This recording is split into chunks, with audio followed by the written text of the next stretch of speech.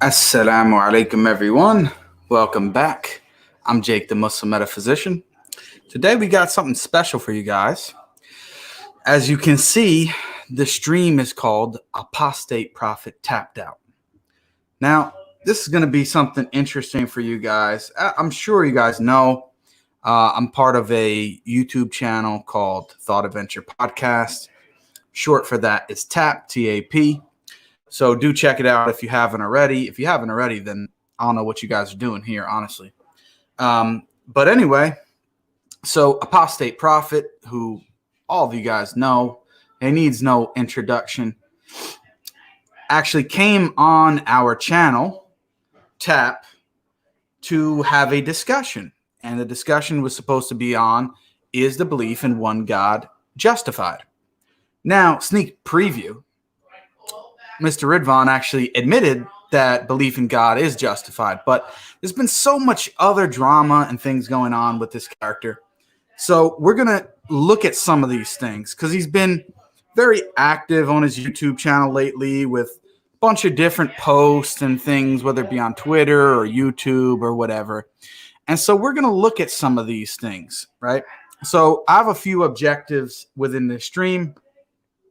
First, I want to look at some of the things that he's saying recently with respect, especially to the TAP conversation. So we're going to take a look at that. Then we're going to go into, I'm also going to show a message that since he's sharing private emails, I could do the same. I'm going to show a message that he sent me to demonstrate that this guy, I mean, he's a joke, honestly, just complete joke. And so that's the thing. And then what else we're going to go through here? We're going to go through some posts, one that he made about Ali Dawa and a recent video that he put up. And then I'm also going to address a video that he made a couple weeks back. I don't know exactly when it was. I think maybe almost a month ago now, which was him deconstructing my conversion story. And we're going to take a look at that and see whether or not it was actually a deconstruction worth watching. I'll let you guys be the judge of that. But first thing is, I'd like to say salam to everybody in the chat. So thanks for watching. Do give this a thumbs up so you can get this out there and share it on your social media. That is much appreciated. So what I'm going to do here is I'm going to share my screen. And I'm going to first take a look at Mr. Apostate Prophet's recent YouTube post, because you know he made a very interesting post in lieu sort of post a discussion, right? So we're going to take a look at what he actually said, and it was honestly, if you saw the discussion and you're looking for a good laugh, you're in the right place, guys. This is going to be a funny stream where we kick back, and the joke's not going to be on me. The joke's going to be on Mr. Apostate Prophet. So let's take a look at this here. 1 second. So got my screen shared. You guys are with me, right? So look at the highlighted section. And there's going to be I don't know how long the stream's going to be. Depends how long I just babble on for. But I'm going to go through a bunch of these things to demonstrate a few things. You know, the guy's not interested in honest conversation. He's totally inept and not equipped for these conversations, and he's dishonest. I'm going to go through all these points to show this. So we just had a super chat saying Jake is one of the Ummah's funniest da'is, but that's irrelevant. Well, appreciate it. I like that you guys like my humor. I've got a bit of sort of dry humor, so some people don't get it, but I appreciate that. I will try to address the super chats, guys. So I appreciate you sending those and becoming members and all that stuff. But I do have a lot to get to, so I'm going to do it periodically as I'm breaking things down, if that's okay. So here's the post here, and he made this 8 hours ago. I'm going to read it out to you guys. It's the highlighted section. So it says, I have easily won every discussion I have had with Muslims so far. No idea why they are still trying. I mean, honestly. Okay, and then he lists off some of these. Some of these he had, and some of these he didn't even have a conversation with these people. But Daniel Hakikachu first, he says he proved, these are the things that he did, proved that Islamic laws are outdated and unjustifiable. Let's think about that for this first one. Now, Daniel had a conversation with Mr. Apostate Prophet. It was a long discussion. And you can say what you want. You could disagree with Daniel. I don't care. Say whatever you want. But if you come away watching that discussion and think that Apostate Prophet actually proved that Islamic laws are outdated and unjustifiable, then I have no idea what you were watching. The guy was totally out of his depth. He thought that this was in his wheelhouse, and he just got completely embarrassed. It was a joke. I'm sorry to tell you, Apostate, but your analysis of that discussion with Daniel was just ridiculous, right? Also, given the fact that that discussion actually caused you to have anxiety attacks live on your YouTube show. And yet you think that you proved those things? Well, here's the other thing, my friend. If you thought you demonstrated that so clearly, why did you never actually post that video publicly on your YouTube channel? As far as I'm able to tell, you posted the video and it's unlisted. That means only people with the YouTube link can actually get it. So you weren't confident enough and man enough. If you so handled brother Daniel, so smoothly, you would have posted the video and said, oh, look, to all my followers, watch how I destroyed this Islamic apologist. But you didn't do that. So what's the reason, my friend? What's the reason why you didn't post it? So if you're so confident, make the video public. Don't be a little baby. Post a video. Now, second point is Muhammad Hijab. He says that he proved that Islam is ignorant of science and human nature. Oh, my God. Honestly, I don't know if this guy actually believes some of the things that come out of his mouth and he types on his computer or phone, whatever he's doing. I don't know. He may actually believe it, and he's so delusional. I really don't know. But again, I don't have the links to all these things. But for people who have seen it, even a lot of non-Muslims, like especially with the Daniel situation, I saw so many comments from even atheists and some of his followers that were like, Apostate Prophet got destroyed by Daniel. Like, this guy was just totally out of his depth. The whole conversation was over his head. And most of the time, in pretty much all of these cases, the conversation is way over his head. And it's so over his head, he doesn't even realize it. Or sometimes he does, but then he's dishonest about it. I don't know. It's this kind of weird relationship that Apostate has with himself, Mr. Ridvan. So, yeah, the second point, go watch the hijab video and discussion. I mean, did he prove that? No, of course not. And people know me. People who know me know that I try to be as objective as possible. I'm not one of these Muslims, and I'm not saying that I'm not calling out anybody in particular, but I'm not like, oh, because that guy's wearing the same jersey as me, that every time, without even watching it, I'm going to say, oh, yeah, he destroyed that guy. Because people know I did a debate review between a Christian and Muslim, and I said, stop whining, guys, the Muslim lost. And I caught some flack for it. Some people didn't like it, but it is what it is. This is not like a prophetic debate. We're just some regular guys on YouTube for the most part, right? And some people less qualified than others, let's just be honest, especially this Apostate Prophet guy. So my point is, I try to be as objective as possible. Now, the third one is the one that I'm most interested. Why? Because I was involved in it. So I have, first-person perspective on it. Now, he says the four Muslims couldn't debate Islam. Couldn't see the clear contradiction in a law deciding who believes and who disbelieves, but also punishing the disbelievers. So the first point, we couldn't debate Islam. First of all, we invited you, which you agreed to come on, to discuss whether or not the belief in one God is justified. You agreed to that. And what we did is for the first hour, and because the discussion was about a little bit over 2 hours, for the first little hour plus, we discussed mainly proof of God and that kind of stuff.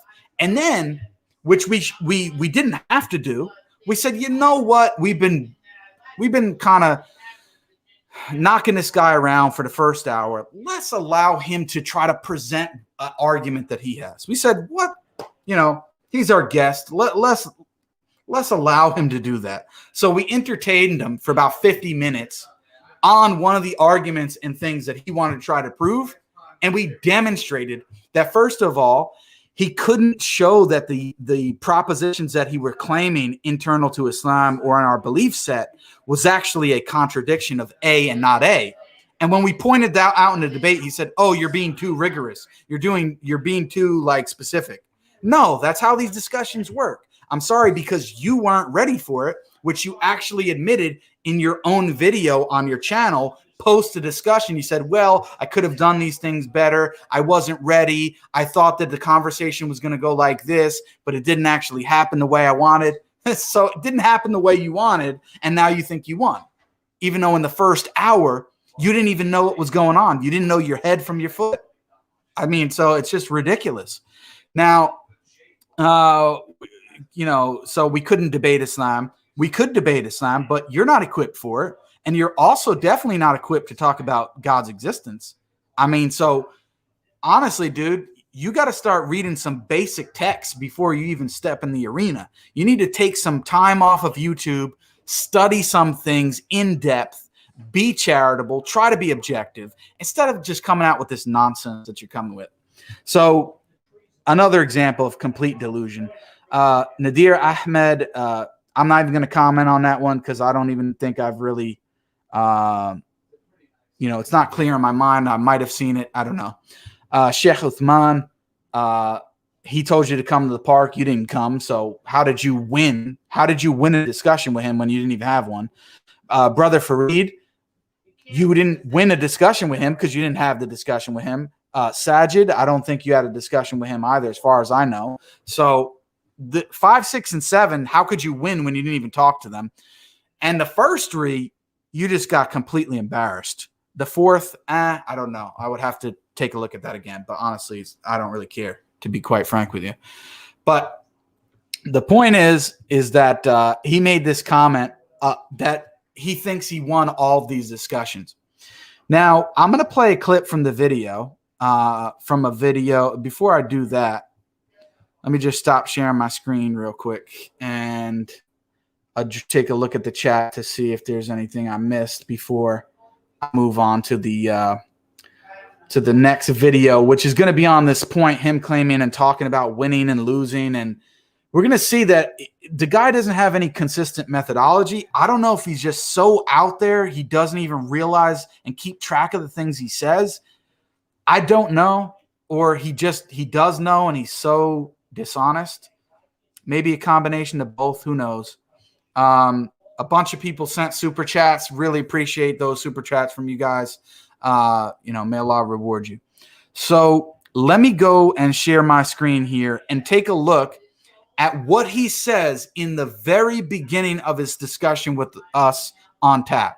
So let's take a look at that. 1 second here. All right. So I'm making some general comments in the beginning, and then listen to what Apostate Prophet has to say here. The live chat if he wants to. But so my first question, and this is how I see things as foundational, sort of a fundamental question. I'm wondering from you if you think that a necessary being is possible. Okay. I want to address this quickly. I just want to say those few words, if that is okay with you. I want to say Again, I am very thankful, very grateful that you guys invited me here. It was actually a big surprise to me. I appreciate it very much. Happy to join. I'm happy to have a peaceful, respectful conversation. I want to say quickly, I don't care at all about power struggles, exerting my power over you or you over me, humiliating you, you humiliating me, and all that. And I know that there are lots of people in the live chat on your side or on my side to expect that I will humiliate you or you will humiliate me and all that. I really don't care about any of that stuff.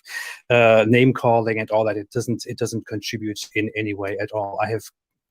I'm sick of the hate. I've come today here to really have a reasonable exchange, to listen to you guys. I would like you to listen to me. If you notice, it seems like he doesn't care. It's not about embarrassing each other. He's here for an honest conversation, an honest exchange. He really is happy to be there. He wants to have a peaceful, respectful conversation. This is what he claims he wants. And then we're going to show that he doesn't actually believe that. You'll see. So let's continue listening to this little intro he's got here. Honestly, I have mentioned it before we went live. I have actually went through I've gone through 2 streams on this channel. I've watched them through just to get an idea of who you guys are, what you're doing, and all that. So I am here for a good purpose. So I would also invite everyone to just be completely open-minded and calm and respectful. I definitely will do that from my side. If I come to your question, Jake, thank you. Do I believe that a necessary being is possible? Okay, so before we get to the intellectual part of it, whether or not, or lack thereof, I'm sorry to say, because he never answered the question. But before we get to that, let's talk about what he just said in the beginning. He wanted this to be an honest conversation. You know, he was happy to be here. He doesn't care about embarrassing each other. But then he makes this post where he's declaring victory on anybody he's either talked to or never even talked to. He's declaring victory over them. It's just absolutely absurd, you know, and he claims that he's here for an honest conversation, right? But let's take a look at some other evidence that we can look at to see whether or not he really is here for an honest conversation. I'll show you guys another post that he made on his community page, and I'll let you guys be the judge of it. But for me, it's quite clear that he's not here. Look, compare what he said, that, you know, he's done with all the hate and the nonsense. He's really just here for an honest conversation. That's what he really wants. Let's take a look at this for a second here. Let me share my screen. 1 second, because I got to share a different tab now. Going back to his YouTube channel. Okay, so you guys can see the screen, right? So listen to what his opening statement was for his discussion with us. Now compare this with a couple days after the discussion, when we didn't even have a problem with him. There was no really comments or beef or anything. Look, a couple days after that, this is what he posts. My ultimate mission is to take over the Kaaba, to purify it from Islamic elements, and to rightfully turn it into a temple where everyone is welcome as it should be. I think everyone will be okay with that. Can't wait. Now, honestly, if you are a person who wants to have honest, respectful conversations with Muslims, and a couple days after you have, which I think even you would have to admit would be your most respectful conversation you've had with Muslims, you go and you make this post comparing your thesis statement of how you opened up the conversation. Oh, you just really want an honest conversation. And then you say your ultimate mission is to take over the Kaaba. Are you kidding me? Now, people may think this is silly, but because he doesn't see any value in Masjid Haram, right? Obviously, Muslims do. But the fact of the matter is, if you are thinking from a pragmatic perspective of wanting to have good, honest conversations with Muslims, you should never post and claim that your ultimate mission of everything is to take over the Kaaba. And obviously, I know he's kidding, okay? He's making a joke. He's making a mockery, because he clearly says, I think everyone will be okay with that. Can't wait. Even though he obviously knows that Muslims wouldn't be okay with that. So he's taking a dig. He's mocking. He's playing around. He's joking. He's making fun of people. And if you think that is actually going to be conducive to honest conversations with Muslims, then you are delusional. But I don't think that you're that dumb. I think you're that dishonest that you really don't want to have honest conversations with Muslims. And posts like this demonstrate that time and time again. And I can go through post after post after post. Now, this is equivalent to me of saying, well, you know what? I come on my YouTube channel. Well, guys, I have to tell you something. I really want to have great conversations with Roman Catholics. I really, we disagree, but I really want to have great conversations with Roman Catholics. And then a couple days later, I make a YouTube video or I make a post, and I say that my ultimate mission is to take over the Vatican and the seat of the Pope. Okay, so my ultimate mission is to take over the Vatican and the seat of the Pope. Now, can a rational person put those two statements together and take them seriously and say that they're not contradictory? Obviously not. This is ridiculous. And nobody's buying into it, dude. You're a fraud. You're a joke. No, everybody knows you don't want a real conversation. It's a complete joke.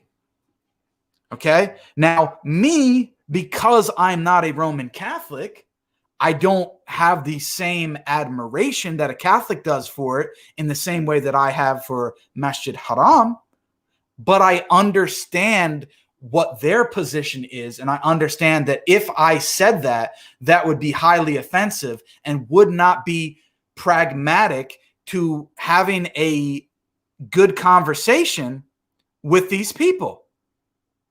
So you don't have to say, oh, well, Muslims are emotional because I say this and they don't like it. No, the point is, from a psychological and pragmatic perspective, if you really want to have good conversations with them, then you wouldn't do that.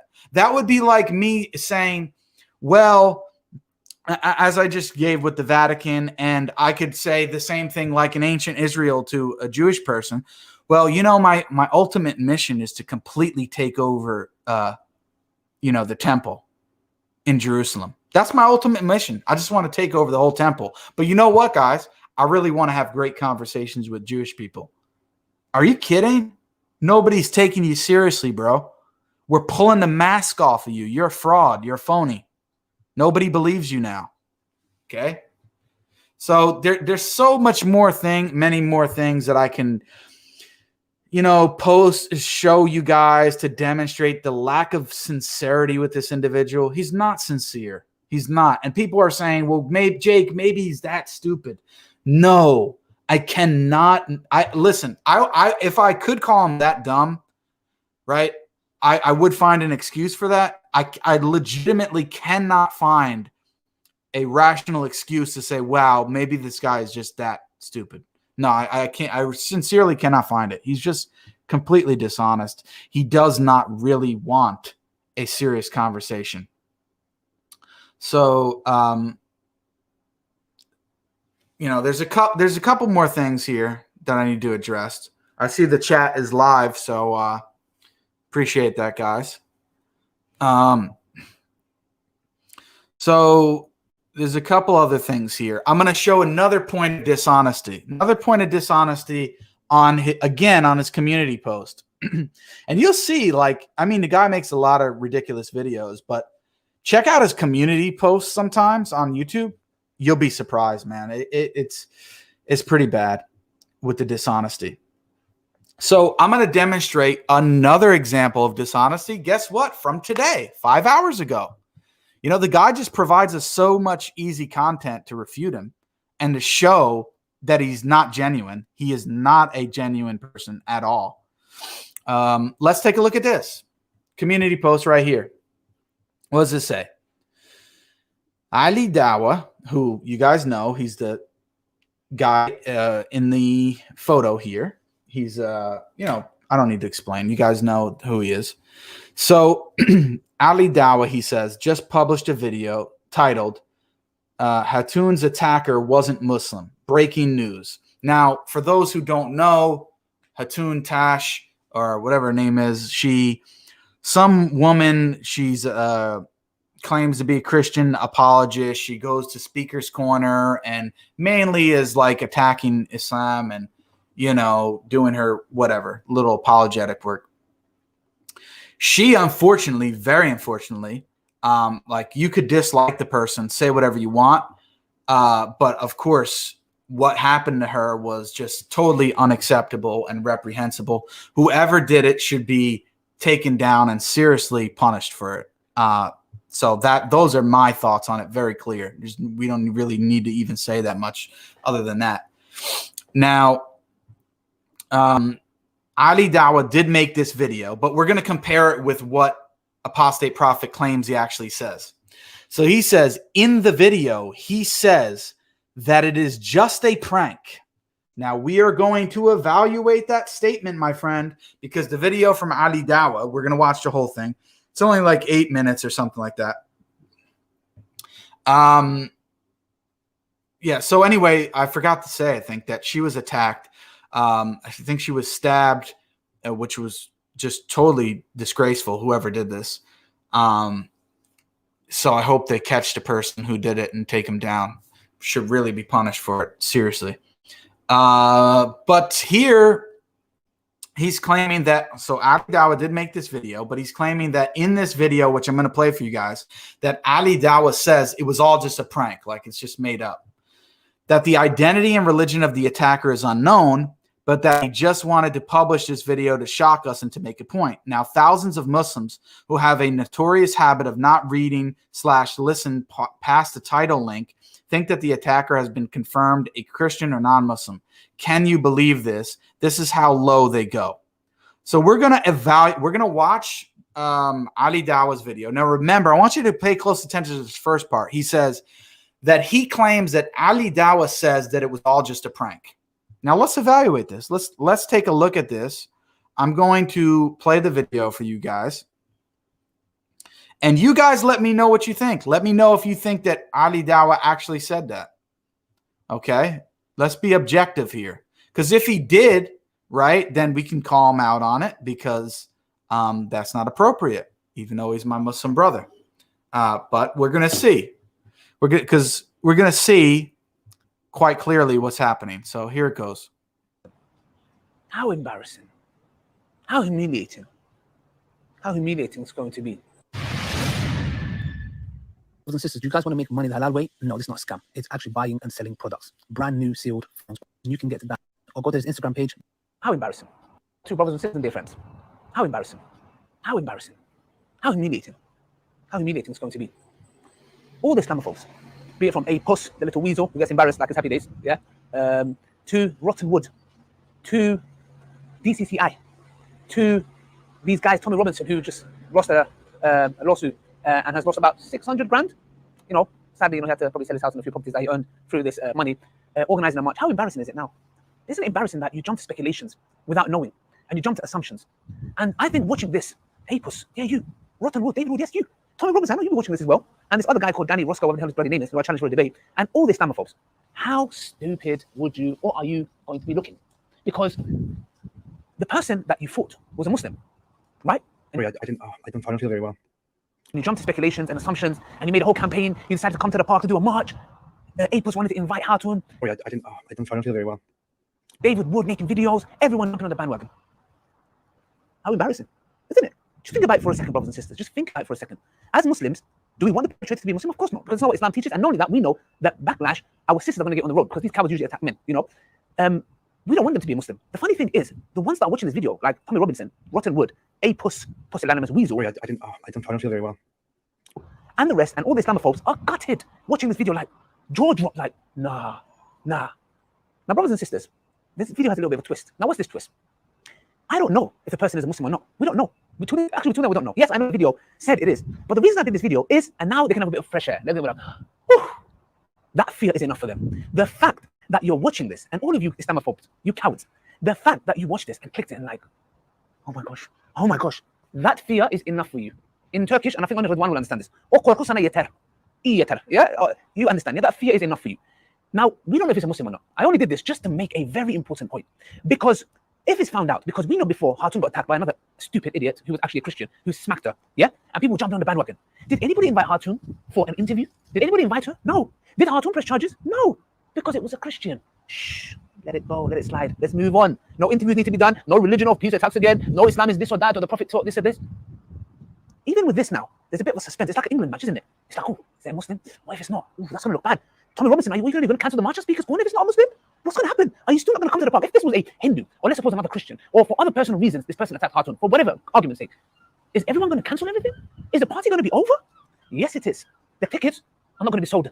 Everyone's going to be like, oh, that was embarrassing. Let's move on. That is the point of this video. Because everyone is jumping on the speculation, right? And I know all of these cowards having they're just like, oh, my heart just dropped. All of them. Why? Because. So listen, this is a very important part because he tells you right here what the point of the video is. So listen again. They said this. Even with this now, there's a bit of a suspense. It's like an England match, isn't it? It's like, oh, is there a Muslim? What if it's not? Ooh, that's going to look bad. Tommy Robinson, are you going to cancel the March of Speakers Corner if it's not a Muslim? What's going to happen? Are you still not going to come to the park? If this was a Hindu, or let's suppose another Christian, or for other personal reasons, this person attacked Hartoon, for whatever argument's sake, is everyone going to cancel everything? Is the party going to be over? Yes, it is. The tickets are not going to be sold. Everyone's going to be like, oh, that was embarrassing. Let's move on. That is the point of this video. Because. So notice he said that is the point of this video. The point of the video is to demonstrate the abject hypocrisy amongst those people there. I don't really know them that well, but I agree that if they found out that this person wasn't a Muslim, the whole thing would change. They wouldn't be all posting these things if it was a Christian or it was an atheist or Hindu or whoever it was. They wouldn't be trying to capitalize in the same way. That's what the point of his video is. And for Mr. Apostate to say, well, it was all just a prank, and his statement there is ambiguous. It could be read two ways. Either that he's claiming that Ali Dawah said the whole stabbing thing was staged and a prank and just set up, or he could be saying that he's saying that Ali Dawah said that his video is meant as a prank. No, the video is not meant as a prank. It's meant for a specific purpose, which is to demonstrate the hypocrisy within this, whether it be apostate prophet or some of these Christian people, or anybody who's involved in the situation, who's been posting all this stuff and trying to say, oh, look at Muslims, look how they do this or that and all this kind of crap. If they found out that it wasn't a Muslim, all that stuff would go away, or at the very least, it would end. They wouldn't be talking about it anymore. That's his whole point. So you're misrepresenting him again. Now, this one, I don't know. Is he that slow that he didn't get it? Or maybe is it just a fact that he's dishonest? I'll let you guys be the judge. Right? And I know all of these cowards having they're just like, oh, my heart just dropped. All of them. Why? Because they want it so badly. They want it so badly for it to be a Muslim. And that is the point of this video. And everyone that's watching this, the Islamophobes and the Muslims don't want it to be a Muslim. Why? Because it does nothing but bring harm. You know? So this coward who did this attack on a defenseless woman, she's defenseless no matter how wretched she is. She's a defenseless woman, never hit a woman. Yeah? He's a coward. And I hope he gets caught. And when he gets caught, and if he's not a Muslim, I would love and pay any price to see the face of these idiots. Because you know, guys, the issue is not about freedom of speech. The issue is about freedom to attack Islam only. And my gosh, isn't it rich coming from Tommy Robinson? Isn't it rich coming from him to come and defend freedom of speech? My gosh, me and Mohammed Hijab, the same people who came to your rally, freedom of speech, and you stopped me from coming in and I was nearly getting killed. Yeah? Was nearly getting killed, murdered literally on the ground. Yeah? You coward. You're talking about freedom of speech? My gosh, it's rich coming from you. You know, pusillanimous weasel. You is why you coward. Got exposed. The point is this, guys, that these things bring nothing but joy and happiness to the Islamophobes. The fact that I did this video, they were bugging. I bet they were panicking. When they saw that, they were like, no. This is the point. They are happy like Steve was. Muslims that day were not happy, except a few silly individuals. Why? Because they know that this is not from our religion, and what is done is wrong, no matter how wretched she is. Yeah? That is our point. But the Islamophobes are happy. Let that sink in. When the Islamophobes are happy and the Muslims are not, that shows you what the agenda as a whole is. And let me tell you something. And I'll end on this note. Yeah? I genuinely hope that this coward attacking the senseless woman, this woman senseless as well himself, I hope he gets caught. Yeah? Muslim or not, you are not going to stop our dawah. You're not going to stop the shahadas coming in. You're not going to stop the spread of Islam and the people hearing the truth. That's not going to stop. All that's happened here is this defenseless woman got attacked, which is wrong. Yeah? And this coward, hopefully he gets done. Yeah? So, in a nutshell, I believe Hartoon, wallahi, I believe from the bottom of my heart, Hartoon and her likes aid Islam. Her coming in insulting the Prophet and doing all this kind of stuff, she aids Islam. Those who attack her, they are the ones who are making Islam look bad. Can you imagine that? Hartoon is aiding Islam, but those who are attacking are making Islam look bad. The point here is this, brothers and sisters. Let Hartoon carry on. Because by her doing that, people that are neutral see that and say, wow, this is Christ-like. This is the Jesus you're talking about? I mean, can you imagine? Jesus is love and mercy, he loves his enemies. And all she does is hate. To me, that does nothing but aid Islam. And I want Harton to carry on. Not that I like her hearing insulting the Prophet, no. But I want it to carry on so people can see the true face of such Christians, militant Christians. Brothers and sisters, hope this video has made a few pennies drop, because I'm sure it did. And as you can see, the double standards and hypocrisy, our da'wah will continue till the day we die. We do not want hate or anyone to be hurt. That's why I've been against ISIS very clearly. So even if this person is a Muslim or not Muslim, we still don't know now. Everyone jumping on the bandwagon, yeah? But even if he's a Muslim, it doesn't affect us because we know it's free from our deen, and that person is free from Islam, yes? And even if it's not, my gosh, I would love to see your guys' faces. Brothers and sisters, till next time. Assalamu alaikum wa rahmatullahi wa barakatuh. Share this far and wide. I think the point has been made. And I think that little fear that I put in this Islamophobe's heart was damn worth it. Till next time. Assalamu alaikum wa rahmatullahi wa barakatuh. How embarrassing. So that was the point. Now let's reevaluate this and remind the audience what we were watching the video for. We were watching the video to see whether or not Apostate's Prophet's representation of the actual conversation was accurate. So let's take a look here. Again, to look at the post, he claims that in the video, he says that it is in the video, he says that this is just a prank. No, he never claimed that it was just a prank. Okay. He didn't claim that, and it's ambiguous. He did, but that's what you mean by it. But he didn't claim that the stabbing was a prank. He didn't claim that the video was just a prank. The point of the video was very clear, to point out the hypocrisy, that if you guys found out that this was not a Muslim, you would drop it like a sack of potatoes and crawl back into your little caves that you're living in. Okay. That's what you guys would do, because you're hypocrites. You're anti-Islam. That's what you're here, is to promote any narrative that is against Islam. That's the whole point. That's what his whole channel is dedicated to. And most of these Christians as well that are associated with it. And I'm not talking about all Christians. The people know who I'm talking about. I don't need to name their names. Okay. Everybody knows. Now, what I'm going to do now, I'm going to show a point here. Okay. Very clear point. And yeah, people are mentioning, and that's true, that somebody else attacked her. I think somebody punched her or slapped her another time. And supposedly the person was a Christian. He claimed to be a Christian in the video that I saw. Allahu Alam, I don't know.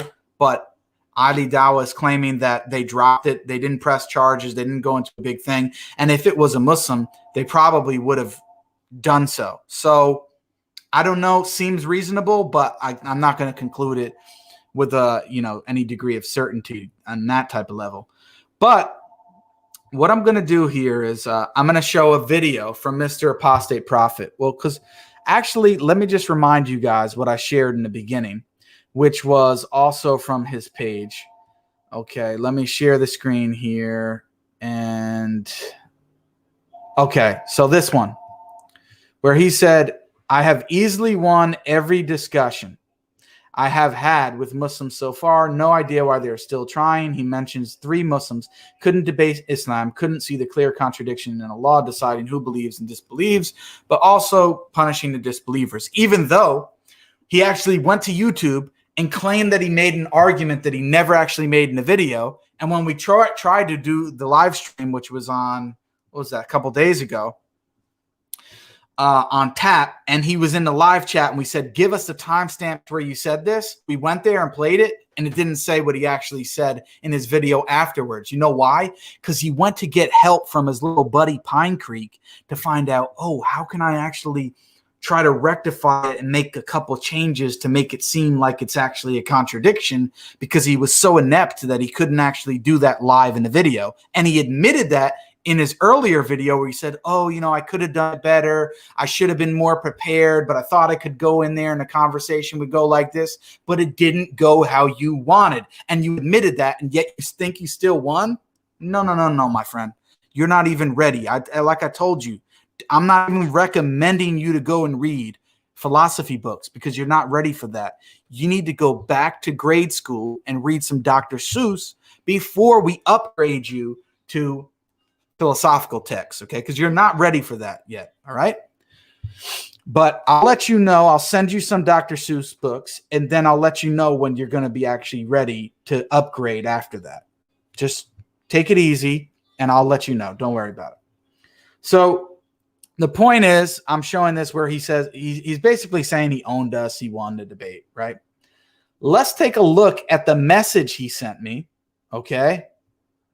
A short time after the debate, a couple days after the debate, whatever it was. 1 second here, and let me share my other tab here. Okay, so here we go. Now, this is the part of the message, one of the messages that he sent. So it says, anyway, I admit my faults. Listen to this. I think I am an amateur debater and beginner to philosophical discussions, while you, speaking to Jake, the Muslim metaphysician, while you are an experienced debater and proud philosopher. And I am open to talk about something that you claim to preach and that I am deeply knowledgeable in, which he thinks he's knowledgeable in Islam, which he's not. He doesn't even know the basics. If you change your mind at any time, you know how to reach me. I didn't even respond to it because I told him I'm not interested in talking to you because you're a joke, you're dishonest, and you're inept. You're not ready for the conversation. Those two things combined, I don't have time for you, buddy. Sorry to tell you. Now, let's see. Now, if we read this, right, he's claiming that he won and he owned us. Yet he's admitting that he's an amateur debater, a beginner to philosophical discussions, but that Jake, the Muslim metaphysician, is an experienced debater and proud philosopher. You just upgraded me above you, dude. And then now I'm going to play. See, I want to play my part of the discussion, which I think clearly exposes him, because I know you guys have probably seen it. But we're going to show that his message is properly accurate. This message is accurate, not the one that we saw on his YouTube channel where he said that he won every discussion. You won every discussion, dude? Are you out of your mind? You're seriously out of your mind. You're so contradictory you don't even know it. When you're clearly telling me here you're a beginner and an amateur. And me, I'm experienced and a philosopher. Yeah, that's right. I have a philosophy degree. And you don't. You don't even know the basics. Okay? You didn't even know the terms necessary, contingent. You couldn't even tell me if anything in the world was contingent. I had to break it down Barney style for you, and you still didn't grasp it. So, just completely ridiculous. But everybody can see clearly on the screen. So, you folks, you can screenshot this. In any time AP thinks that he won and that he's proud and making these bold claims, you can remind him that he himself has admitted that he's an amateur and a beginner to these discussions. He's not ready. Not ready at all. So let me stop sharing my screen here for a second. I mean, how much more evidence do we have to give to show that he's dishonest? Because he tells me this in a PM after the debate. So it's not like it was before the debate to where he said, well, oh, I said that before the debate, then afterwards I felt different. No, this was after the discussion on tap. He said that. And then when he realized, oh, I'm not coming onto his channel, he made this post to say that he owned and won the discussion. Come on, dude. You're not genuine. You're not genuine at all. So you're not going to fool me. You're not going to fool my audience because I'm letting my audience know what the deal is. And nobody should take this guy seriously whatsoever. What else do we have here to really break down for this cat? So two things I want to do now. I want to further that point to show that he didn't win, that he himself didn't think he won after the discussion. And I'm going to demonstrate that with the video clip from TAP. So give me a second here. I'm going to share my screen and continue to play the video. Remind you guys, my first question to him, which I'm going to restart it, but my first question to him was whether or not he thinks a necessary being is possible, right? So let's take a look at that discussion on tap. Let me just start around here, and I will play it here. I'm sick of the hate. I've come today here to really have a reasonable exchange, to listen to you guys. I would like you to listen to me. Honestly, I've mentioned it before we went live. I've actually went through, I've gone through 2 streams on this channel. I've watched them through just to get an idea of who you guys are, what you're doing, and all that. So I am here for a good purpose. So I would also invite everyone to just be completely open-minded and calm and respectful. I definitely will do that from my side. If I come to your question, Jake, thank you.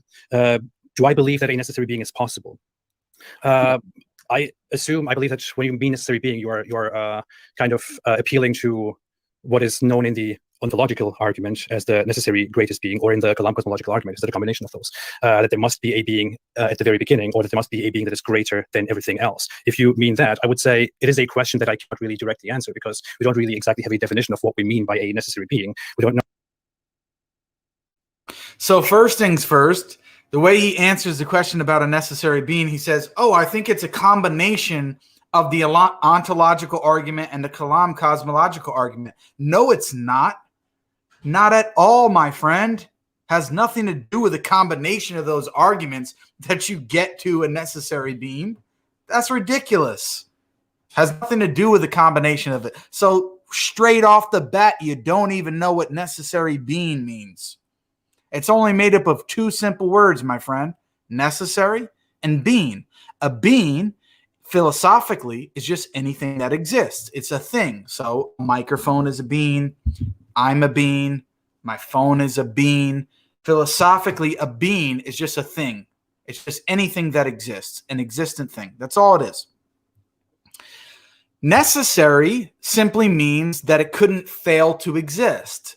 So in another way that philosophers talk about it, it's a thing that exists in all possible worlds. So examples of this typically would be like God, for example. Atheists posit maybe, for example, the initial state of the universe, maybe the initial state of matter and energy, or some type of configuration of it. That would be an example from an atheist side. Other things like the law of non-contradiction, certain mathematical facts like 1 + 1 = 2. These basic concepts that couldn't be otherwise, right? So as opposed to contingent, a contingent thing is something that could fail to exist. It didn't exist before. It could be different afterwards. It could fail to exist. It doesn't exist in all possible worlds. This is the expression. So in the beginning, he shows that he doesn't even know the basics of the conversation. The first question you're asked is a necessary being possible? And you say, oh, if I understand you correctly, you're talking about something to do with ontological and Kalam cosmological arguments combined. No. I mean, honestly, it's a joke. How could we take this seriously, dude? How could we take you seriously? Let's continue. Know what to expect from this necessary being. We can't really specify and define this necessary being. Depending on what definition do we seek this necessary being? Is it greater? What does greater mean? And all that. So I would like you to explain that a little bit more. Yeah. So he's confusing the ontological argument, which says basically there's a perfect being that exists. There's a being by which there's no being that's greater than this one being, right?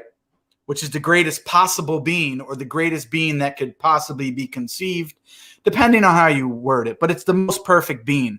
The idea of a necessary being doesn't necessarily have to do with the most perfect being, because you could have something that's necessary that's not the most perfect. It does not necessarily have to do with greatness itself. So again, he's just totally confused. He doesn't really even understand it. Let's continue, though. So I'm not talking about in terms of greatness. So obviously when I say being, a being is just. So notice, I caught it right off the bat. I'm not talking about in terms of greatness, dude. Now I have to explain to him what necessary being means, because he doesn't even understand it. So you're getting into a conversation about God and you don't even understand what necessary being means. And you think that you won the conversation? You're a joke. Something that exists. So it could be anything. It could be a rock. It could be a person. It could be anything. A being is literally anything that exists. But on the necessary part, you mentioned that I guess either you don't have a good handle on that or you don't think anybody does. I don't know. how do you understand the term necessary in that context when we say a necessary being? How do you understand it? Well, as I understand it, what you are asking is that something must exist, or something must pre-exist in order for other things to exist. Do you want to clarify that or correct me on that? Yeah, so I mean, something that's necessary, it just means that it couldn't fail to exist. So the negation of it is impossible. So that's what it means for it to be necessary. Okay. So, yeah, it's a very vague question and a very vague definition to me. I mean, we for a fact know that we exist. I know that I exist. So we know that the world around us exists. We have speculations about what makes us beyond that. I simply do not understand where we would exactly get with that question. I don't know. Yeah, it's really important because obviously we view God as a necessary being, but you could have other things that are necessary that are not God. That's also a possibility. And so if we can't even agree on whether or not a necessary being exists or is even possible, then I don't think we can, honestly, I don't think we can really get anywhere. So that's why I think we need to define what we're actually talking about. And I mean, obviously we think a necessary being exists, right? So that's obvious, but I want to understand your perspective as far as whether you think, well, it's possible, meaning that, you know, it could exist, or you think it's impossible, that it couldn't possibly exist, or maybe that you just don't know one way or another. I mean, those are really the only three options that I see. To be very honest, I think it is rather irrelevant to me. I think it is irrelevant to the question of God at hand. And it really, again, depends on what exactly you would aim for by specifying and clarifying this necessary being, by making it. You know what he just said? The idea of whether or not a necessary being is completely irrelevant to the question of whether or not God exists. It's irrelevant. When God, by definition, is a necessary being, if a necessary being either doesn't exist or couldn't possibly exist, then that entails that God doesn't exist. How do you not see that? The fact that you claimed, so here's your two options here, AP. Now, I thought you were smarter than this. So maybe I'm wrong. And my audience, they're kind of siding that I'm wrong. They think you are really that dumb. I think you're more dishonest than anything. I think you did see where the conversation was leading, and you didn't want to go there. You were like, no. You didn't really want to go there. That's what I see. But I could be wrong. Maybe you're just dumber than I thought. I don't know. It's very possible. But when you make this statement, honestly, we got to play this again. Because this is the crux of the issue here. We have to play this again. Let's listen to AP's beautiful statement. I don't think we can really get anywhere. So that's why I think we need to define what we're actually talking about. And I mean, obviously, we think a necessary being exists, right? So that's obvious. But I want to understand your perspective as far as whether you think, well, it's possible, meaning that, you know, it could exist, or you think it's impossible, that it couldn't possibly exist, or maybe that you just don't know one way or another. I mean, those are really the only three options that I see. To be very honest, I think it is rather irrelevant to me. I think it is irrelevant to the question of God at hand. It's rather irrelevant, to be honest, it's rather irrelevant to me, and it's rather irrelevant to the question of God at hand. So whether or not a necessary being exists, which God by definition is necessary, he's not contingent, is irrelevant to the question of God? Are you kidding me? And you think you won this discussion, son? You're a joke. You're a fraud. You're a phony. And it really, again, depends on what exactly you would aim for by specifying and clarifying this necessary being, by making it necessary. What exactly would you aim for? And what is your exact? What is the purpose of you defining a necessary being in terms of the existence of one God? Because we believe that God is necessary. So Why? Obviously, what's that? Why? Because what's the point of talking about a necessary being in the context of a discussion about being justified in the belief in God? Oh my God. It's irrelevant, he says.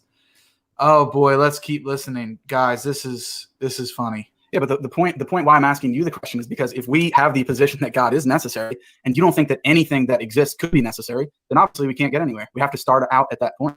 So that's how I see it. If you mean, I don't think I don't know. It's a question that I largely consider irrelevant, to be very honest. Okay, so let me ask you this: before you came on the stream, had you ever even thought about this question? I have. Okay, and so I think it's not largely irrelevant. He said it's irrelevant to him. It's largely irrelevant. It's irrelevant to the discussion, the debate. You know what I should have done, guys? You know me. I'm not that tech savvy. I'm lucky that I can put all this stuff together of what we got going on here. But I really need some help with that. So if anybody is interested in helping me out with some of the tech stuff and maybe behind the scenes stuff, let me know, because I could use help with that. I got to admit, see, I'll be honest with you. When it comes to the tech stuff, I am inept. I'm inept in the same way that probably Apostate Prophet is with philosophy. Although I might be a little bit better with him at that than he is with philosophy. But what I would, if I was really clever, what I would like to have is I'd like to set up on the screen, and that is irrelevant counter. And every time he says that's irrelevant, I would ding, ding, ding, and help it out. So, yeah, but anybody, yeah, if you guys are interested in helping me out, do send me a DM.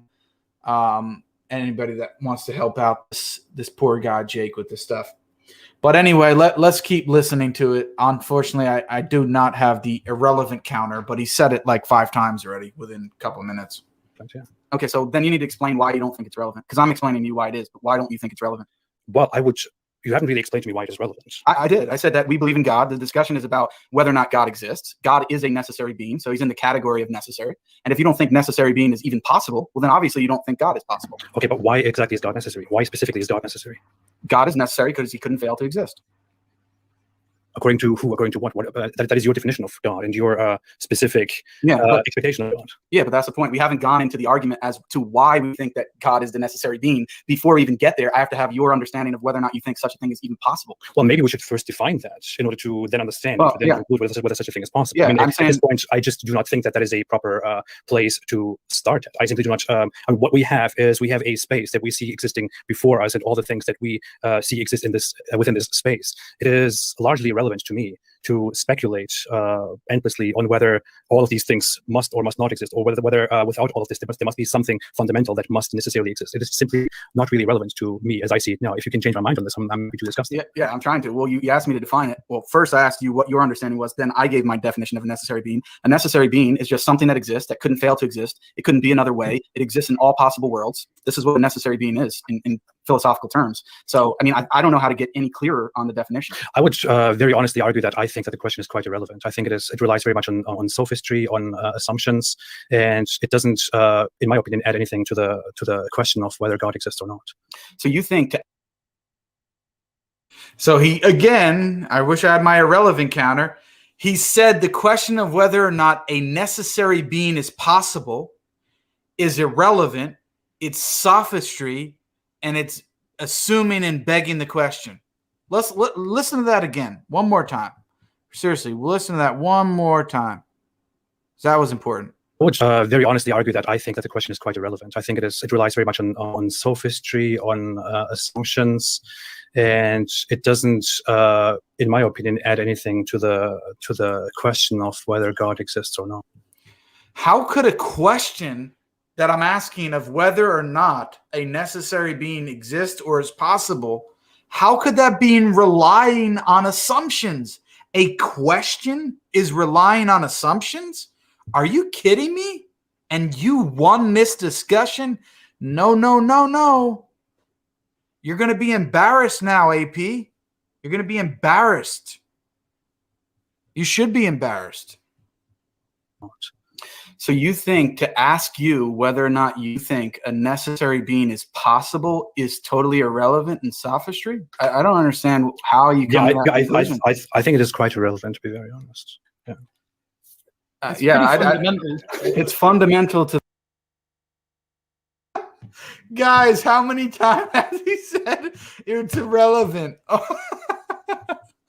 Oh my God. And notice, don't worry, AP. I'm going to show you more of your dishonesty, my friend, and how inept you are as well.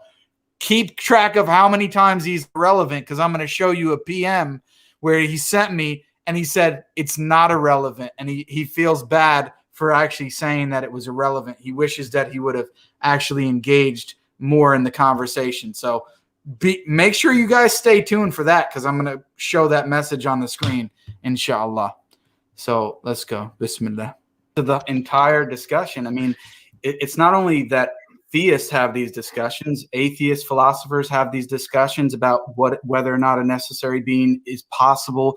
If it is, what the nature of the necessary being would be. These are it's not like I'm just pulling this out of my hat. I mean, I understand, but the thing is, it is a question that doesn't lead us anywhere at all. It completely relies on. I think it will lead us somewhere. I do. I think it will lead us somewhere. Let's skip it and see it. I do not think that it leads us anywhere. I think that I think we can speculate endlessly about whether it must or must not exist, what it is and what it is not, and all that. But it doesn't lead us anywhere in terms of the belief in. When we look at the title of this stream, for example, the belief in one God, I don't think it leads us anywhere close to that, not even remotely. Yeah, and I think it does, but maybe because you don't see what's going to maybe come down the pipeline, you don't understand it. But you still could answer the question, because you understand what the question is. Is a necessary being possible? You understand what the term necessary being is. You understand what the term possible is. You understand that there's three answers. It's yes, no, or I don't know.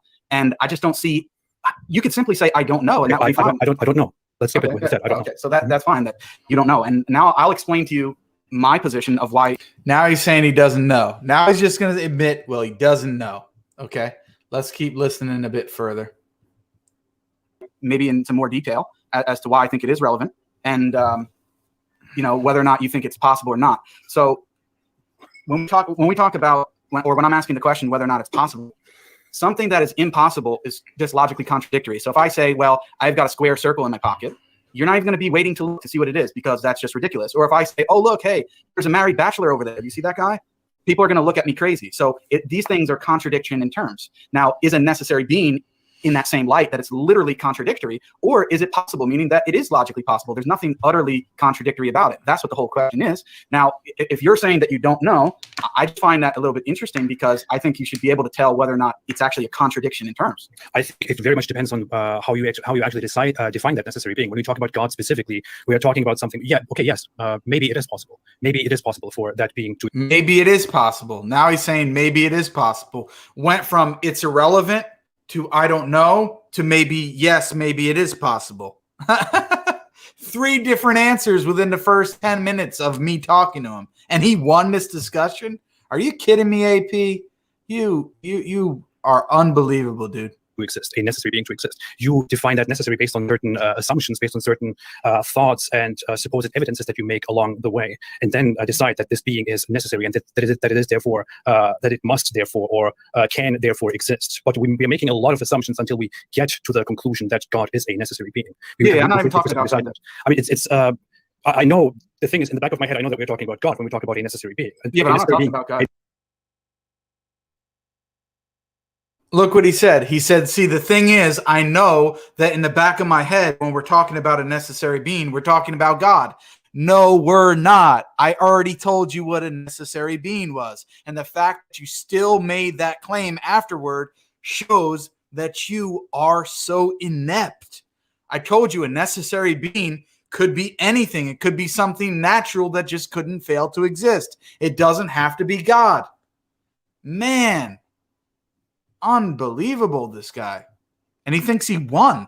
A necessary being could be anything. It must be defined first before we can say whether it does or does not exist, or whether we can or cannot know that. Yeah, but Ridvan, I'm not excluding this to God alone.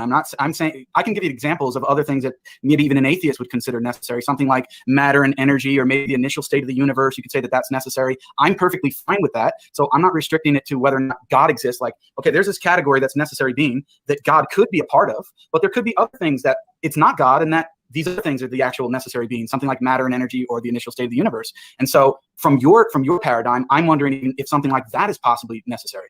Well, as I said, I would stick with it may or may not exist, because especially if we look beyond what we understand from our universe right now, and where our universe back to it was irrelevant, then it was I don't know, then yes, maybe it is possible, then back to well, it could be, maybe not. I mean, just all over the place, dude. all over the place. Like your answer to a singular question, you've given like 4 different answers. And that's only the first question that I asked him. One question lasted about 30, 40 minutes or whatever it was. Originates, how it is formed, and all that. There is a lot of stuff that we do not understand at all. There are a lot of assumptions that we will make along the way. There are a lot of contradictory things that are at the end or at the beginning, as depending on how you see it, that may be considered necessary. But we have to define them in order to understand whether they can or cannot exist. Therefore, I cannot make any proper assumptions for that. Others, more knowledgeable experts, may do that. Good for them. I do not think that I'm in any position to make any speculations about that. Okay, so I mean, the opposite of something that's... Now he just admitted that he's not in any position to make a speculation about whether or not a necessary being exists. Listen to that again. He is not an expert, so he is not in any position to judge whether or not a necessary being could possibly exist. So how could you possibly win in a discussion when you yourself said that you're not equipped to tell us whether or not such a thing is possible? It just keeps getting worse and worse for you by the minute, dude. Worse and worse. It's necessary is something that's contingent, which means it could be another way. It could fail to exist. I mean, a common example would be something like this microphone. Do you accept that there are contingent things, or you wouldn't even? So now I'm at what point in the video? I'm at about the 18-minute mark. And I'm like, you know what, dude? This guy isn't getting it. I tried to start out with necessary being because I thought he was swift enough to get that concept and honest enough to just give a straightforward answer of say, yes, it's possible, or no, it's not possible, or I'm not equipped and I don't know how to answer. Like, he gave 4 or 5 different contradictory answers because he is inept and he was just grasping at straws on the spot. He didn't know what to say. Now I said to myself, you know what, Jay? It's not working with this cat with the necessary thing. Let's try to dumb it down. Let's take him down Dr. Seuss level. Let's go to contingent things. Let's see if he can even tell me if something contingent exists. Now let's see what he says to that. Now, a contingent thing is just anything that could possibly not exist. It doesn't have to exist. Let's see if he could answer that question. And notice that if there's 3 categories of necessary, contingent, and impossible, if we have things that exist, then we eliminate the impossible because that's just ridiculous. That's contradictory. So if we have something that exists, then it's either necessary or contingent. Now, he couldn't tell me whether or not anything is necessary. And now let's see if he's going to be able to tell me whether or not anything is contingent. Let's see what he says. Do not think that I'm in any position to make any speculations about that. Okay, so I mean, the opposite of something that's necessary is something that's contingent, which means it could be another way. It could fail to exist. I mean, a common example would be something like this microphone. Do you accept that there are contingent things? Or you wouldn't even make a claim about whether or not anything is contingent or necessary? I simply do not think that it is irrelevant to the point at hand. I mean, we are talking about now whether or not something is contingent or whether or not anything is contingent is not relevant. It's irrelevant. Whether or not contingent things even exist is irrelevant to a conversation about God. Now look at Brother Sharif here. He couldn't help it. He's smiling. He's laughing. I caught you, dude. I caught you, bro. Abdu's like, what's going on here, man? This is getting weird. I don't know what I'm going to do. I'm looking around. I'm like, Sharif, he couldn't hold it in. He's laughing. He's like, dude, this is ridiculous. He can't even tell me whether or not anything is contingent. It's a joke. The belief in one God and whether it is justified. I feel like when we talk about these questions, we are spending a lot of time on something that will not lead us anywhere within these 2 hours that we have ahead of us, because they do not add to or take anything away from the discussion that we are supposed to have today. Yeah, I think they do, though. But I mean, are you telling me that you cannot tell me whether or not this pen is necessary or contingent? It is completely irrelevant to me. It is completely irrelevant as to whether or not my pen is necessary or contingent. He couldn't even tell me whether or not my pen was necessary or contingent. And a guy who can't tell me about the modality of a pen, of whether or not it's necessary or contingent, he won the discussion with us? Are you serious? Even look at his face. Even he doesn't believe it. Look at him. Even he doesn't believe it. He's like, how could I get out of this with convincing the audience that I'm actually making sense in this discussion? Yeah, but it's irrelevant to the discussion. I mean, I may ask you questions that you will. It's irrelevant to the discussion. He said it at least 20 times. Guys, honestly, I feel bad for my audience for having to put you through this. But this guy needed to be embarrassed because he's talking so much crap on the internet, and it's just ridiculous. Simply dismiss. For example, I can ask you questions about further in the discussion on what God or Allah did in the time before He created us. And I saw on one of the streams, for example, that the conclusion was that there are certain things that we can simply not understand, which is why we should not speculate on them, or why we should not make certain clear conclusions and assumptions about them, but simply move on from them. Similarly, this, from my point of view, from my perspective, is not something that is necessary or relevant to the discussion. It's simply a waste of time, to be very honest with you. Well, I mean, I can easily answer that question, and maybe when you have your time to answer questions, you can ask me that or one of the other guys. But I think it is relevant because there's a common argument that theists use, which is called the contingency argument, which is part of what I'm actually talking about now. And we talk about modality. So there's things that are contingent, there's things that are necessary, and there's things that are impossible. These are three categories of thought. And if forget about necessary being, I tried to move on to something more mundane like my pen.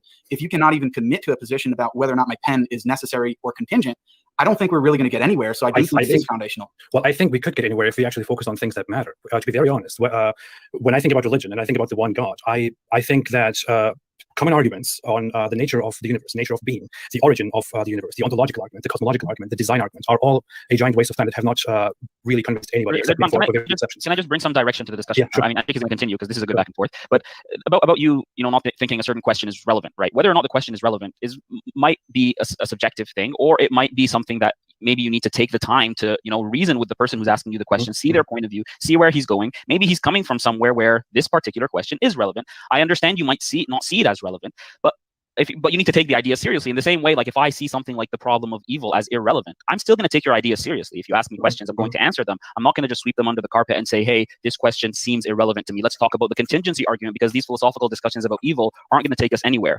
I might think that, but in order to be a serious interlocutor, I must take your idea seriously. So Jake is taking you down a train of thought here. I would just urge you to take his questions seriously, even if you don't see them as relevant. And he is trying to take you somewhere with these questions. It is a certain line of reasoning that will have a conclusion that we're going to talk about. So let's take each other's questions seriously is what I'm trying to say. Can I say something about that? The reason that I do not think it is useful to indulge in these in these questions and in this line of argumentation is that, for example, before the stream when we arranged this, I also for myself specified that I do not really concern myself with whether God must or must not exist, and that I do not focus on this, that I do not argue about this, and that I do not think that it is relevant to the question. I do not think it is relevant to religion. I simply do not think that this plays any role in what we are doing here. I don't think that this is not the reason why I do or do not believe in God, for example. My reasons are entirely different, focus on completely different standards, which this is something that I simply I do not think that it is useful to be indulging in that. And I understand that that's your perspective, and I respect it. That's okay. But then I'm just telling you to think from someone else's perspective, who you would be coming forward with a particular argument. Notice that he said he is taking it seriously, but he's not taking me seriously because he can't even answer the question about, and look, I still got my pen, buddy. It's still here. I wonder if he has nightmares about my pen. He's probably still thinking about it, or maybe he's not. I don't know. But the point is, dude, you couldn't even answer whether or not my pen is necessary or contingent. And you think that I can think that you're taking me seriously?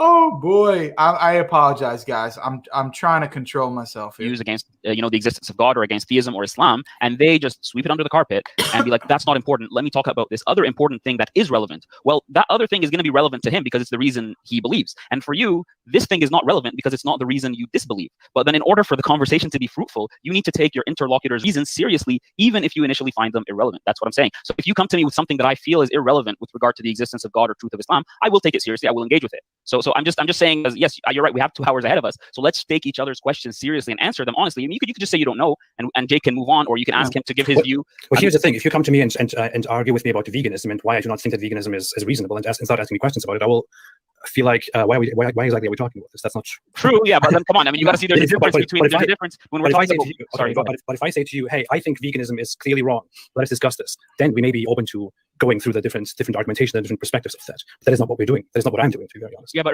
hold on a second. Let me just try to come back to this. Okay. Yeah. I understand you don't see it as relevant. It's not relevant to you. But what Abdul was trying to explain is that it is relevant to me. So if it is, even if you think it's the dumbest thing in the world, if part of the reason that I actually believe that God exists is because of this pen, and then I can try to explain it to you, that I think you should try to engage with the conversation. Now, I'm going to try this one more time, and if it doesn't work, I'm happy to let the other people come in and we can continue on another line of thought.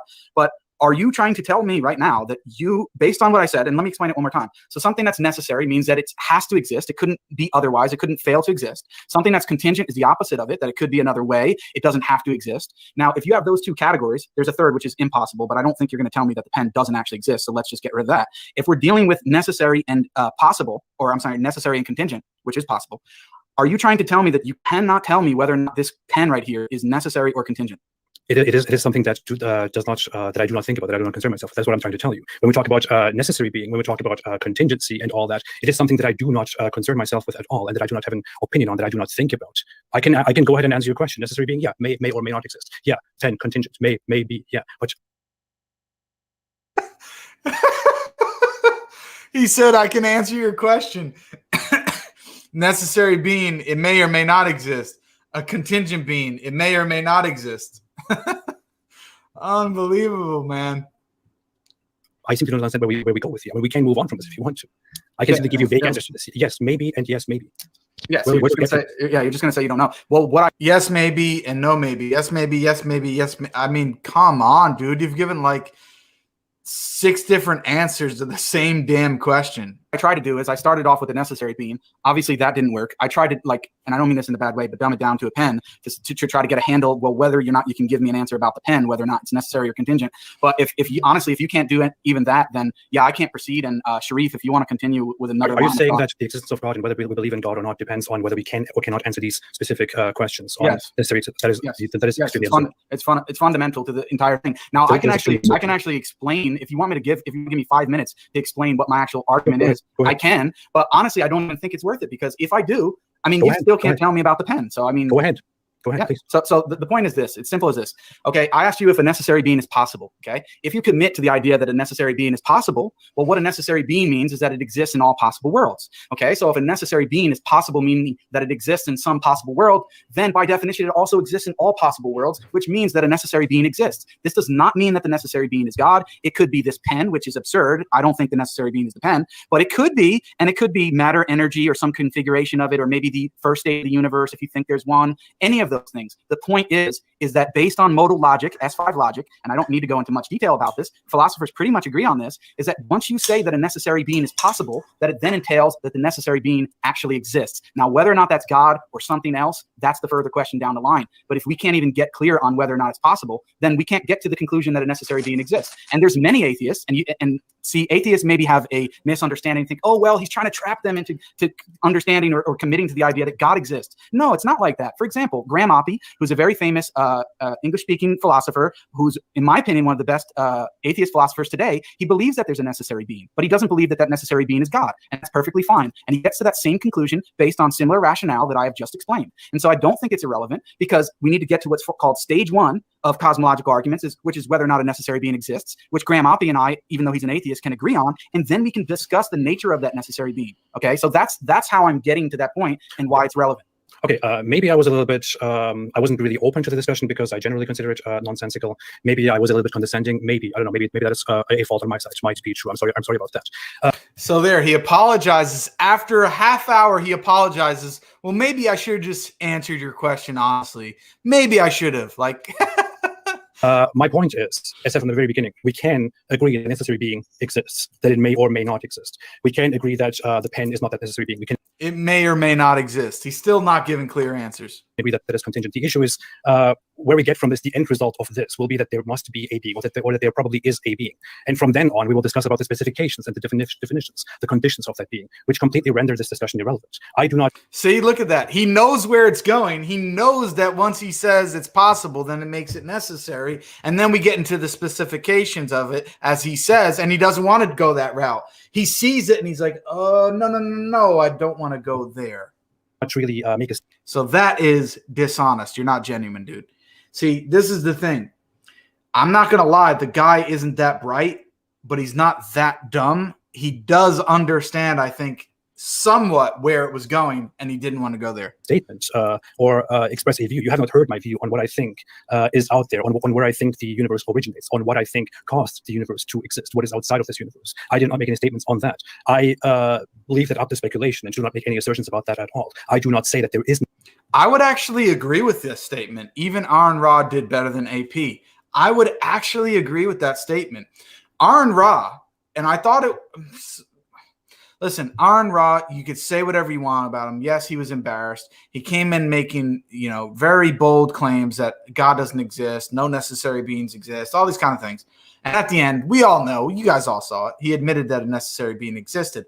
But why Aaron Ra did better is because I have to say he was a more honest interlocutor. Even though he did certain tactics here and there throughout the discussion, he was more honest and more willing to at least engage in the discussion, where AP wasn't. Just totally dishonest in that respect. So I do, first of all, appreciate the super chat, and I would have to agree with that statement. No necessary being, that there is no creator, there is no origin, there is no originator. I don't make any of these statements because to me, they are largely irrelevant to the question of whether one God exists or not. But yes, if you want to go ahead with this, a necessary being may exist, and no, I don't think it's the pen. So where do we go with that? Okay, yeah. So where we go with it is that if it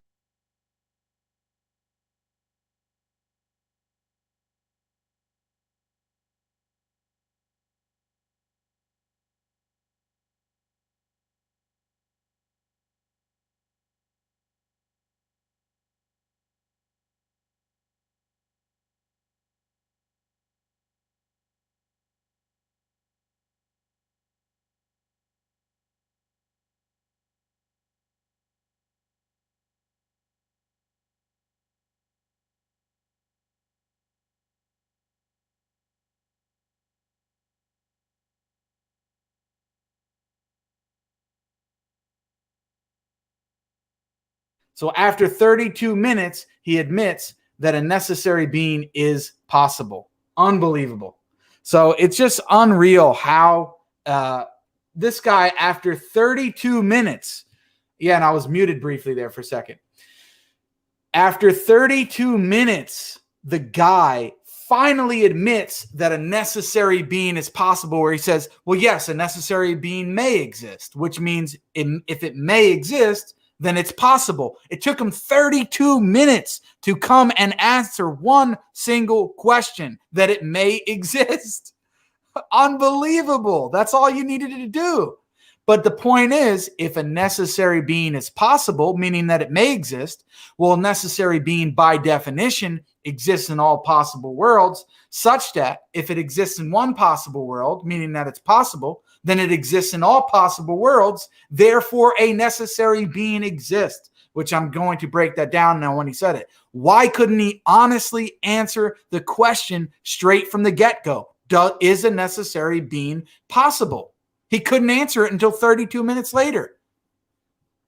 Unbelievable. And yet he won this discussion? Are you kidding me? the necessary being exists, meaning that it's possible that a necessary being exists, then it necessarily follows that a necessary being does exist, because the definition of a necessary being is that it exists in all possible worlds and couldn't fail to exist. It just follows by necessity. And then we can discuss what the nature of this necessary being is. Is it something natural like matter and energy, or is it maybe something more like God? We can have that discussion. And I don't see how that's irrelevant. It's relevant. Well, yeah, to me, as such, may or may not exist. I appreciate that you tell me that it can and therefore must exist. Thanks for the information. I think we should move on to the yeah. But do you understand? Do you understand that if a necessary being is possible, that it follows by modal logic that the necessary being necessarily exists? Well, do you understand that? It is in the question itself, yes, of course. The question itself assumes that a necessary being, if it can exist, then it must exist because it is necessary. I mean, just the words simply. Right. So that's why it's relevant. And yeah, but the only two options is if a necessary being is possible, then a necessary being. So I said that's why it's relevant, and he said, yeah. Now he's admitting that it's relevant. Unbelievable. Necessarily exists. Your only other option is to say no, that it's impossible, in which case you'd have to show through logic that it's actually the concept itself is a logical contradiction or something of the sort. And then the burden of proof would be on you to demonstrate that. And I don't think you or pretty much any other atheist is able to do that. So that's why it's relevant. Now, when you, even if you just admit that a necessary being exists, it doesn't matter, because it doesn't mean that you've apostatized from atheism. You can still be an atheist and believe that something necessary exists, just as Graham Oppie does. I simply think that the question itself is simply a setup. I mean, as far back as this whole argument goes, from the simplest forms, from answer. So look at that. Who's the one that's dishonest? He thinks that the whole question is a setup. That's why he didn't want to answer it, because he thought that the whole question was a setup. So you weren't here for a genuine question, my friend. You said that the question was a setup. Are you kidding me? Asking somebody whether or not something could possibly exist, meaning a necessary being is possible, is a setup? How is that a setup? That's a philosophical question. And whether or not my pen is necessary or contingent is a setup, and we are the ones that are imputing motive. You are, my friend. Unbelievable. Now that it went from irrelevant to it may exist, which means it's possible. Then I point out the implications of it. And then he goes back even further and says, oh, now I see where it's going. Yeah. No. So it went from irrelevant to possible eventually after 32 minutes. And now it went to it's a setup. Unbelievable. It's just ridiculous. It's getting better by the moments, folks. I'm going to do about maybe 10 more minutes of this part of the stream, and then I'm going to end it with a little bit of interaction with my conversion video that he deconstructed. Ontological argument, which from today's eyes could look pretty ridiculous. Yeah, but his argument is about God. Mine is a modification of that, which is just merely about a necessary being, which most, as far as I understand it, even most atheist philosophers in the field generally accept that. Okay, but I simply think that the question itself is fallacious. It assumes, it begs the question, it wants us to lead to a specific thing. I simply think, hey, I do not have an opinion on this. I think it is irrelevant. So I think we should move on from that. Yeah, okay, so I'm going to say one last thing, and then you guys... Listen to what he just said. He went from irrelevant to it may exist to a setup, and now listen to what he says here. We got to listen to that again, folks. That was a big one. Argument is about God. Mine is a modification of that, which is just merely about a necessary being, which most, as far as I understand it, even most atheist philosophers in the field generally accept that. Okay, but I simply think that the question itself is fallacious. He thinks that the question itself is fallacious. It went from irrelevant to a setup, and now the question is fallacious. The question how could you think you won this debate, this discussion, where you thought that it was first irrelevant, then you said it was possible, then you said it was a setup, and now you're saying that the question itself as to whether or not a necessary being is possible is fallacious? What does that even mean, that the question is fallacious? Are you kidding me? It assumes, it begs the question, it wants us to lead to a specific thing. I simply think, hey, I do not have an opinion on this. I think it is irrelevant. Okay. So that is my perspective on this. Most atheist philosophers, personal opinion, the fact of you argument is about God. Mine is a modification of that, which is just merely about a necessary being, which most, as far as I understand it, even most atheist philosophers in the field generally accept that. Okay, but I simply think that the question itself is fallacious. It assumes, it begs the question, it wants us to... It's fallacious. It begs the question. So it begs the question, but he didn't give any philosophical argumentation to show that the question was fallacious, irrelevant, begged the question, a setup. I mean, come on, we just start piling these things on more and more and more, and it just gets more and more ridiculous from you, Mr. Ridvan. Lead to a specific thing. I simply... Trying to lead to a specific thing. Well, that's the whole point of an argument, is to try to get from premises to a conclusion. But maybe you didn't even know that. I don't know. Think, hey, I do not have an opinion on this. Now you don't have an opinion on it. If you don't have an opinion on it, then why'd you come to the stream? Why did you come to the stream to discuss and debate whether or not one God exists when you do not have a position on the possibility of that? It's ridiculous. I think it is irrelevant. So Right, that is so now it's back to he thinks it's irrelevant. Ding, hit the irrelevant counter again. I think we should move on from that. Yeah, okay. So now he wants to just move on. He's desperate. He's like, oh, get this guy Jake the Muslim metaphysician off of me. Get him off of me. Say one last thing, and then you guys can move on to maybe a different train of thought. But my whole thing is the fact of you, this is my personal opinion, the fact of you saying that it is irrelevant, you think it's begging the question, all this different terminology that you're using, I'm sorry to say, but I think it shows that you don't really understand the topic that well. For you to make that claim, that it's totally irrelevant to the discussion. I do not make a claim here. But if you want to stick with that, I would like to also dig your opinion on the problem of hell, for example. So listen what I did there. I had to be honest. I said the fact that you think it's irrelevant, begging the question, the fact that you think it's fallacious, a setup, all the fact that you think that this question about a necessary being is all of these things, I'm sorry to say, shows that you're not ready for this discussion. And he's like, yeah, you're probably right. So, I mean, come on, dude. You won this discussion. Be honest with yourself. You probably had an anxiety attack after it, just like what happened with Daniel. Honestly, did you have an anxiety attack? I'm guessing that you did. I'm not making fun of people with anxiety, but if I had to guess, I would think that knowing you probably had an anxiety attack. Afterwards, and then I would like to see what that's fine. To that will be. Yeah, sure, we can get to that. But on that note, everyone, the thing is, so again, I'm just going to reiterate a bit of what I said because maybe we can bring Sharif into the discussion. He can have a back and forth with you. The thing about this. People are normally anxious to get to the conclusion. Give me the meat is what Aaron said when he was on our stream, right? So he wants to get to talk to me about God and good and evil and judgment and stuff like that. But I respectfully think that's just not taking your interlocutor's idea seriously. What Jake was trying to do, and I think what we should try to do on the stream, is walk you through a line of reasoning that shows you why we believe, because it's a question of justification, and justification is simply a matter of providing reasons for why you believe. That's what justification is. That's what, generally speaking, philosophers understand justification to be. So if I'm going to start at the top, that's what might be begging the question. And I'm going to start with the conclusion that God exists, and therefore you should follow everything in the Quran because Islam is true. That begs the question. What Jake is doing is the opposite. He's trying to build a case from the ground up. He's not starting with the conclusion. He's starting with premises that you do not find in the conclusion. If he's begging the question, you would find his premises in the conclusion. The way necessity is defined here doesn't beg the question. Modal logic has developed a lot since Anselm. I mean, we've moved way beyond Anselm, and even Plantinga's modal, ontological argument isn't the last thing that we've progressed on. There's been work beyond that. So the way necessity and contingency is defined here isn't something that's exclusive to atheists that they use to try to define God into existence. It's something that philosophers in general, theists and atheists alike, utilize in many different areas. So what Jake is asking you here is well known in philosophy, and it's not exclusive to religion. So I just want us to start off by taking these ideas seriously. So again, just like I told you, if you bring up hell, I'm going to take that seriously, and I want you to do the same. Can I say something? Go ahead. I would like to explain where I even stand on the whole question of God, because I think we're going into we're misunderstanding why we should or should not start here. I think, to be very honest, I always say that I certainly reject the one God. I reject the one God based on how we define the one God, based on the idea of the one God and how he is described and preached within these specific religions that preach the one God. To answer the question of the stream itself, I find it entirely justifiable to believe that there is a God, that there is one God, or that there are more gods, or that there is a creator, or that there is a non-conscious. Listen to what he's saying now. Listen to what he's saying, folks. Do you guys hear what he's saying? Notice that the stream is called "Is Belief in One God Justified?" Listen to what he just said. We need to run that back because he just conceded the entire debate. So why we should or should not start here. I think, to be very honest, I always say that I certainly reject the one God. I reject the one God based on how we define the one God, based on the idea of the one God and how he is described and preached within these specific religions that preach the one God.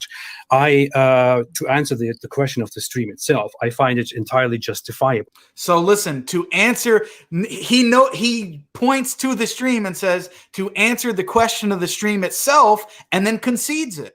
Listen to what he says.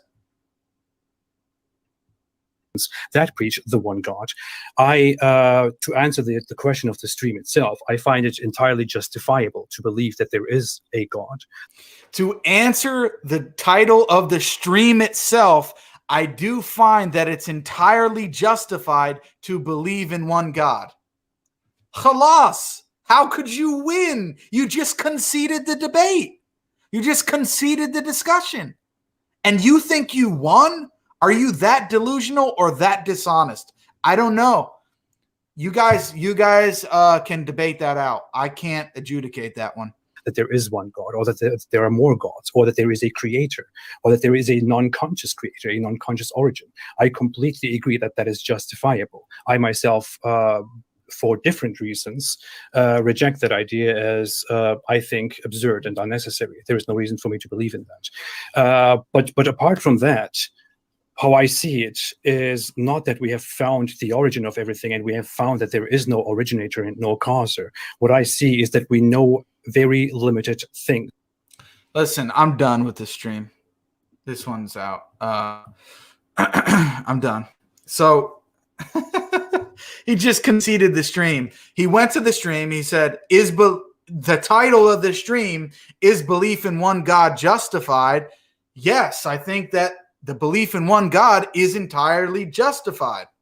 You've conceded it. And then he went on further to say that it's rational. It's also rationally justified. It's justified. It's rational. It's rationally justified. Unbelievable, man.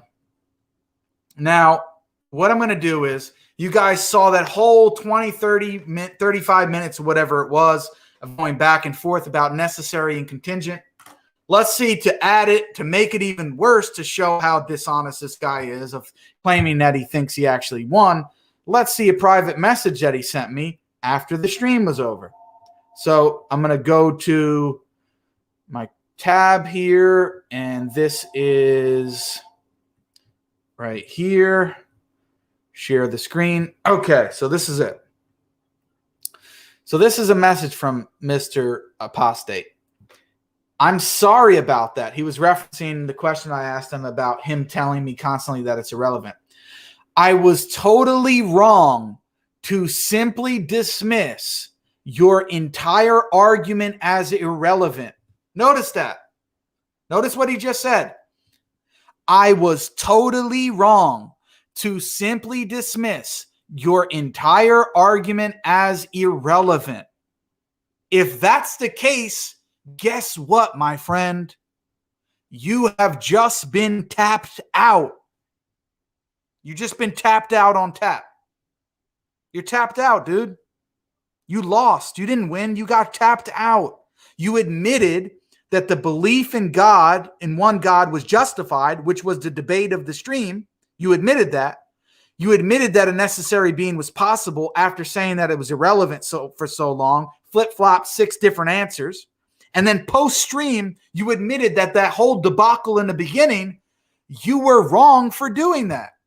You said, I was totally wrong to simply dismiss your entire argument as irrelevant. So that whole 35 minutes where you said it was irrelevant, you said that you were wrong to do that. Then you went on to say, I have also stated that publicly. I'd be happy to explain. And then notice the contradiction here. Notice the contradiction here, guys. Then he says that he was totally wrong about dismissing my entire argument as irrelevant. And then he says here, listen, I'd be happy to explain and discuss why I think it is irrelevant and then discuss your belief. So you were wrong to say that it was irrelevant, but you want to bring me on your show for you to explain to me why you still think it is irrelevant. And you won the discussion? You're delusional, dude. You're out of your mind. You're a joke. You're a joker. Completely ridiculous. Honestly, how can anybody continue to take this seriously? Oh, boy. The guy told me that he was wrong for saying it was irrelevant and then wanted to invite me on his stream after the debate, after he just told me that he was wrong for saying it was irrelevant, to tell me that it's still irrelevant. And you think that I'm going to come onto your stream? You're a joke. Unbelievable. So let's go back to this point, which was the main point that we were evaluating, which was this little comment that he had on his thing here, where he says, I have easily won every discussion that I ever had with Muslims so far. No idea while they're still trying. Lists all these things. and the Muslims, he said we couldn't debate Islam and we couldn't show how it wasn't a contradiction. No, we could debate Islam, but you can't even tell me if my pen is necessary or contingent. So I don't know how you're going to fare well with Islam. And the second thing is, we gave you 50 minutes to try to prove a contradiction in Islam, and you couldn't do it. You failed to be able to do it. You couldn't even prove a contradiction within our beliefs, and you had to run to your channel afterwards to try to cobble some things together to slightly change your argument to try to present something that at least is apparently contradictory, and then claim that you did that the entire time when you never actually brought up predestination into the mix, which was another example that I could show to be dishonest. But I'm so tired of this guy. It's like, how many more examples do I need to pile up to show that the guy is a complete joke? Nothing. He's done. Khalas. It's finished for you, man. You're completely a joke. Now, what I'm going to do is I'm going to play a little bit because it's almost going on for 2 hours. Maybe I'll do about 20 minutes. But I want to just briefly review his supposed deconstruction of my conversion video. So let's take a look at that, inshallah. So here we go. Okay, Bismillah. Is there supposed to be sound here? Assalamu alaikum, everyone. Welcome back. I'm the Muslim metaphysician, and today I'm here with a special episode to talk to you guys about why I became a Muslim. Can everybody hear that? Is the sound good? Does it sound okay? Everybody? Anybody? Everybody? Apostate Prophet, there is sound. Okay. Yes, sound is good. Okay, fantastic. If the sound makes any problems, just let me know and I will fix it. Okay. Okay, fantastic. So just before I get started, I just want to reiterate, guys, if you like the content that I have on my channel, consider hitting the like, subscribe, and share buttons below and get it out there with your friends, inshallah. All right, so. Okay, I like it. Here, I left a like. I hope that helps. I originally was raised in a Catholic family. I went to Catholic school for a few years. Again? What is it with Catholics? I don't understand. How many of those? I reviewed 3 so far, and no, I reviewed 3 before, and 2 of them were Catholics. Again, anyway. Years when I was very young, in kindergarten and first grade. Eventually, we transitioned to a public school. But I was raised in a Catholic home. Pretty much my entire family is Roman Catholic, although they aren't very, and I don't mean this in a disrespectful way, they're not very serious practicing Catholics, but they do generally believe in the Catholic faith. In my early years, I went to what's called Sunday school, where I participated in religious classes from very early on up until about 8th grade. Now, the Catholic Church has a system of sacraments and things that you do. You have things like baptism, communion, and then later on they have something that's called confirmation, which basically happens when you're a young man or young woman. It's usually in 8th grade or going into freshman year of high school. So around 13 years old. At this stage, you get what's basically called confirmed into the Catholic Church. My story is quite interesting looking back on it now because I was a little bit of a rebellious child. And it's interesting that the Catholic Church was willing to take my parents' money all the way up until out with different people and this and that. But alhamdulillah, years later when I thought back about interprets not being after 13, I went into high school. I still kind of believed in God, but I never had faith in the Catholic tradition or Catholic faith as a whole. And a lot of it was due to that. But also many things didn't make sense to me. And I'm going to go into a little bit more detail about what some of those things are. So for much of high school, I just generally believed in God, but I didn't have a religion that I practiced or anything that I aligned myself with in particular. In high school, though, I did meet a friend named Alex or Alejandro, who is a Muslim. He was a Muslim and he became one of my best friends in high school. Originally, we didn't talk too much about religion, but eventually he got around to speaking to me about Islam and the Quran and things like that. So, dude, when did this guy convert to Islam? Why is he doing the Arabic thing? I mean, I never did that. I was a Muslim and I never did that. But why is, what is the background of this guy? Is he, I think he has some, I don't know, Jake, something Ellie, I don't know, some Latin culture background. Why is he saying the Quran and Alhamdulillah? And it's kind of, whatever. I don't want to comment on that. Let's go. What? So he's commenting on the fact that I'm saying Quran, Alhamdulillah, the fact that I'm speaking Arabic, using Arabic terminology in the video, and I'm a Muslim, and there's something wrong with that. What's the problem with that? The fact that I am pronouncing Arabic and using Arabic in my videos. What's the problem with that? If I'm a Muslim and I want to say Alhamdulillah, what's the problem? I mean, it's ridiculous. Like, that's your critique? You're critiquing my video of me saying Alhamdulillah or Inshallah? I mean, it's just ridiculous, dude. But it's par for the course because this is AP, right? I mean, he prompted me basically to start reading the Quran. So I started reading it in my mind that I was going to read this book and somehow refute it to my friend. I was going to refute my friend and his religion. But while we didn't talk too much about religion, but eventually he got around to speaking to me about Islam and the Quran and things like that. So reading the Quran, a lot of doubts that I had about the Catholic and Christian religion as a whole became cleared up. And the Quran somehow avoided much of the problems that I had with the Bible and the Christian faith, and just completely avoided those things and supplemented them with much better ideas and understandings. Okay, so sometimes when people tell their past, especially when it comes to what they used to believe in, things might get a little bit incoherent. He was kind of a Catholic. He was raised as one. He was rebellious. He didn't really care. At a later point, he still believed, but he didn't really have much belief. But when his friend, who was a Muslim, introduced Islam to him, he wanted to refute that religion. And then when he started reading the Quran, he much of the doubts that he had in his mind became to be cleared up. And some of those things that I'm referring to are, first of all, the way I see it is that the Christian faith is built on three fundamental doctrines. The first is the Trinity. So it's the idea that God is three in one, three persons and one being. And I've gone over the Trinity before in much of my videos and explained why I think it's illogical. So if you guys want, you can go back to my previous videos, and I have a series ongoing right now about the illogical nature of the Trinity. But just in the sake of time, I'd say that I think that the Trinity is a fundamental doctrine in Christianity, and most Christians would agree with this. There are some Unitarian Christians, but generally speaking, it's a Trinitarian faith. So for me, the Trinity was always a problem because it didn't make sense. And like I said, if you want to go into more detail about that, I have many videos on my channel explaining why it doesn't make sense. The second thing is what's known as the incarnation. I don't know if he's using the term Trinity in a very generalizing way, but the Trinity, we just had this with Sajid Libim, who was making very strange assertions about how Jesus is actually a Muslim in the Gospels. But there are non-Trinitarian groups around and interpretations around as well, not just the Unitarians.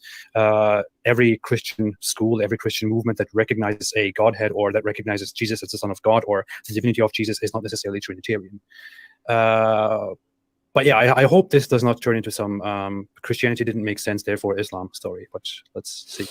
Of Jesus Christ. So it's the idea that the second person of the Trinity became man for a brief period, although right now he still does have his human body. So that also didn't make sense, how a being could both be fully God and fully man, truly God and truly man, and possess contradictory attributes. Now, I've also gone into a couple videos in my series on the...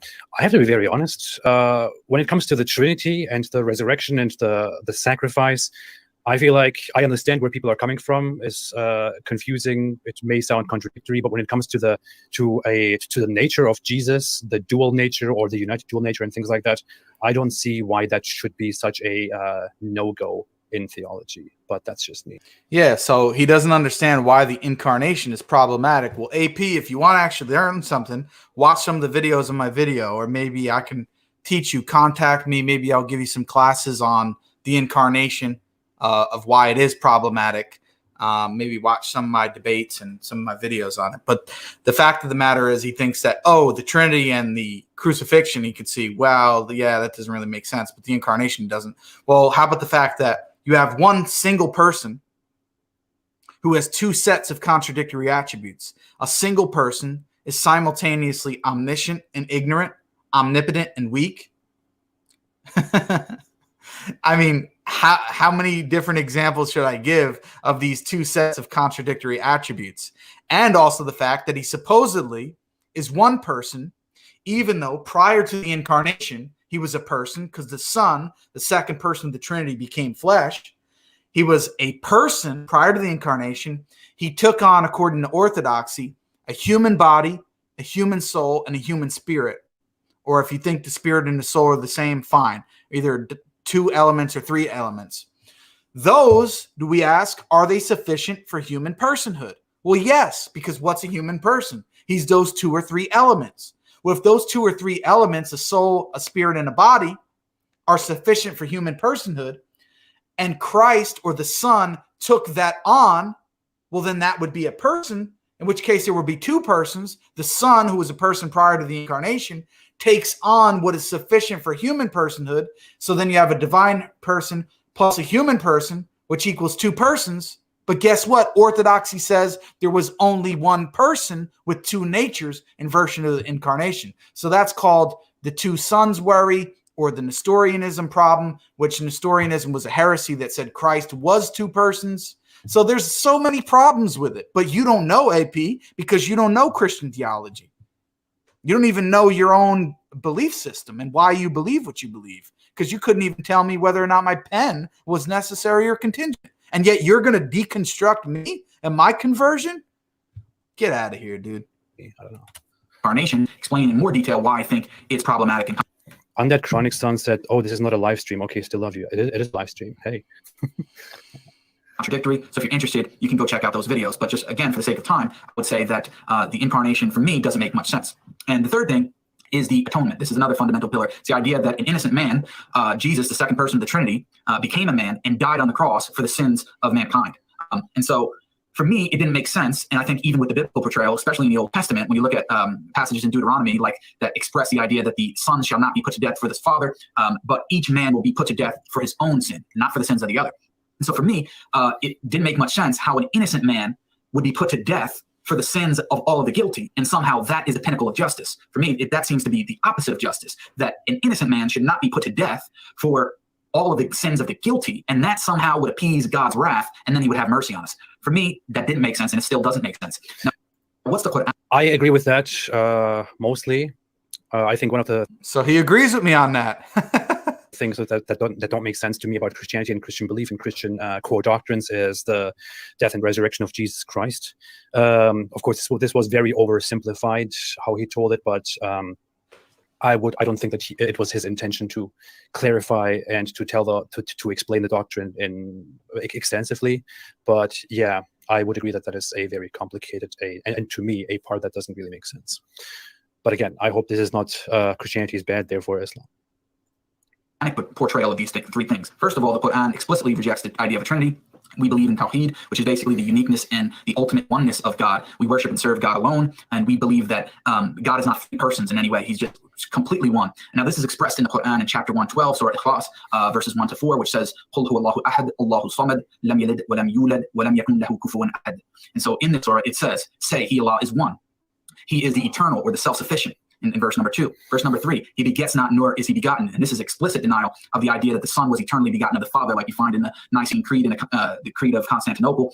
The Quran is explicitly rejecting this doctrine. And the fourth verse says, and there's none like unto him. So God is completely unique. Laysa kamithlihi shay. We do not compare anything with God. He is ultimately uncomparable in that sense. And so this is an explicit denial of what we would say the confusion with Christianity is.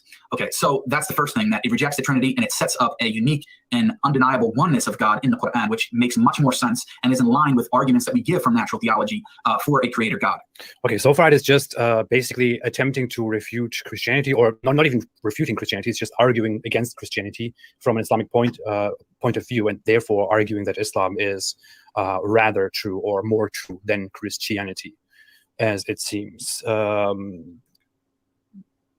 I hope that he will actually get into presenting arguments why Islam itself is true, not why Christianity is false and therefore Islam is true. The second thing. So much of that is more misrepresentation of it. What did I actually said? I didn't say that because Christianity is false, that therefore Islam is necessarily true. No, I'm bringing up 3 examples of my fundamental problem with the Christian faith, which is the Trinity, incarnation, and atonement. And guess what? Islam rejects all of those and replaces them with doctrines that for me make much more sense. First, God is not a Trinity. We believe in Tawheed, the absolute oneness of Allah, okay, which makes sense to me. Second, we reject the incarnation. Jesus, alayhi salam, was a true prophet of God. He was the Messiah, but he was not God in the flesh. So it gets out of that contradictory problem of both God and man simultaneously. Also, the idea of the crucifixion in Christ dying for our sins and the innocent man dying for the sins of all the guilty. That also doesn't make sense. The Quran rejects that over and over and over again when it says no man shall bear the burdens of another, no man shall bear the sins of another.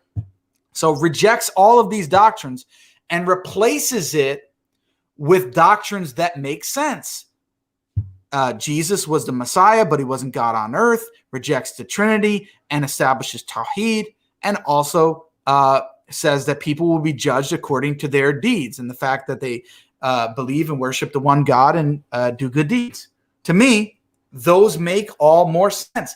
It's not merely because Christianity is false.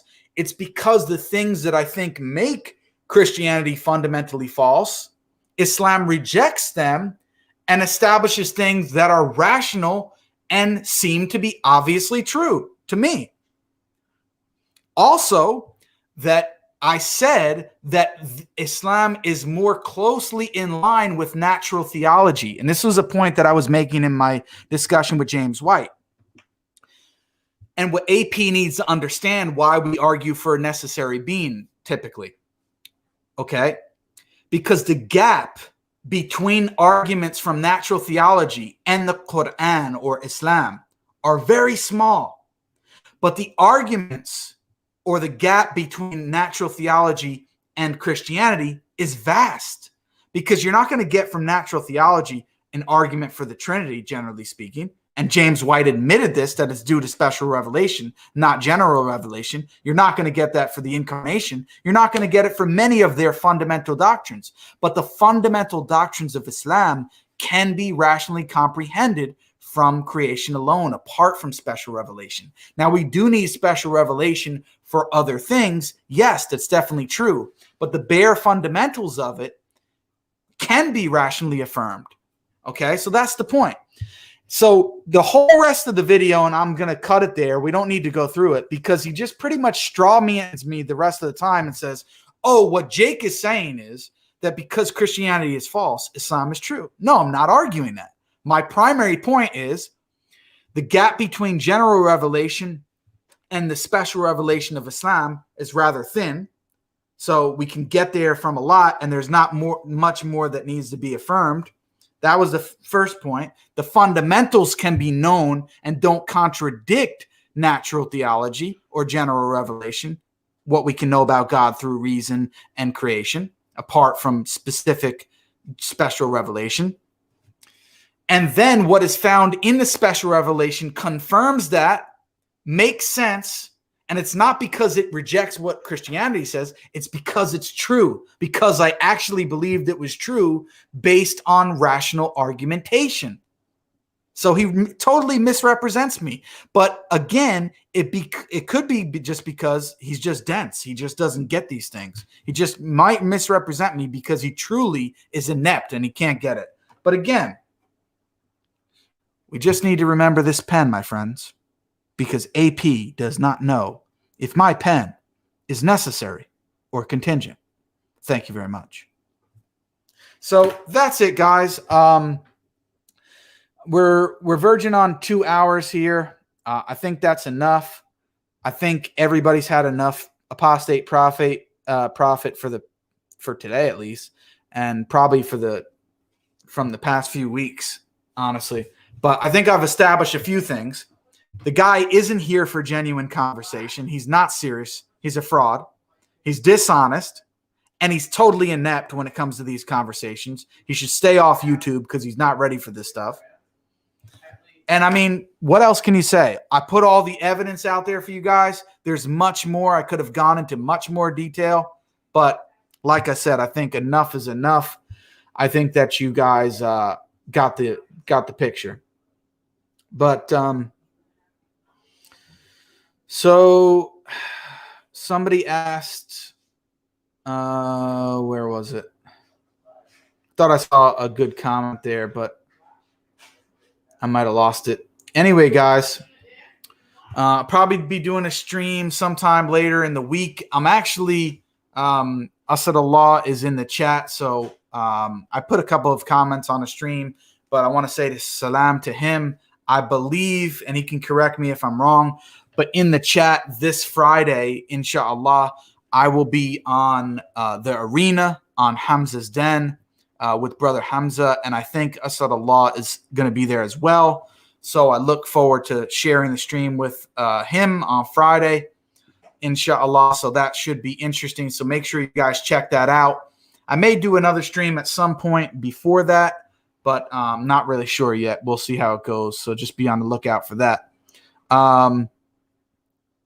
And what else? Yeah, I mean, that's pretty much it. I think you guys can understand that AP, look, the guy's not serious. Don't take him serious. I wouldn't even watch his stuff. Don't even watch his videos because he's just a troll. He's just there to troll Muslims. He's not serious at all.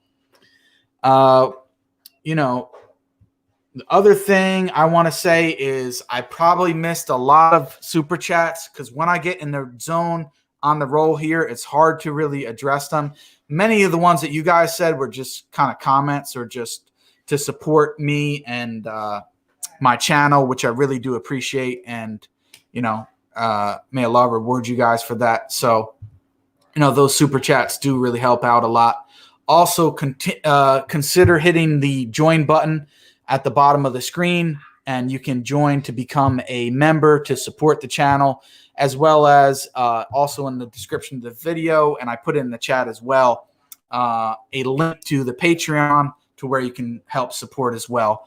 But if you can't do that, that's fine. Just always remember to click that thumbs up button to like the videos. Really helps with the algorithms. Leave some comments. Share the video on your social media platforms, no matter how big or small. And, of course, subscribe. If you're not subscribed already, I mean, what are we doing? We're going to have beef, you know. Hit that subscribe button. So also check out TAP, Thought Adventure Podcast, which I'm a part of with brothers Sharif Abu Laith, Abdurrahman, who just had a son, mashallah, Dawood. He's a very cute baby, mashallah. So congratulations to him. And also, how can I forget? Brother Yusuf Ponders. So the four of us on tap. Definitely go check that out. Check the original stream that we had with Apostate Prophet there. We've had others with Aaron Ra. We've had Brother Hamza Sources on. All different kind of discussions. We'd like to keep it kind of academic there and go into mostly proofs for God and debunking atheism and a little bit of Christianity mixed in here and there, but mostly debunking atheism. That's what our show kind of specializes in, and also responding to atheist arguments. But the other thing is this coming Sunday, we're going to have on a Muslim scholar. He is formally trained in Islamic studies as well as in analytic philosophy. So he's got both going on. He's got secular studies as well as Islamic studies. Really sharp guy. And we're going to be talking about the problem of evil. He actually wrote a book on the problem of evil. So, and his name is Safar Chowdhury. So that should be interesting. Make sure you check out TAP this coming Sunday, inshallah. But until next time, guys, I appreciate you all once again for watching. Assalamu alaikum wa rahmatullahi wa barakatuh.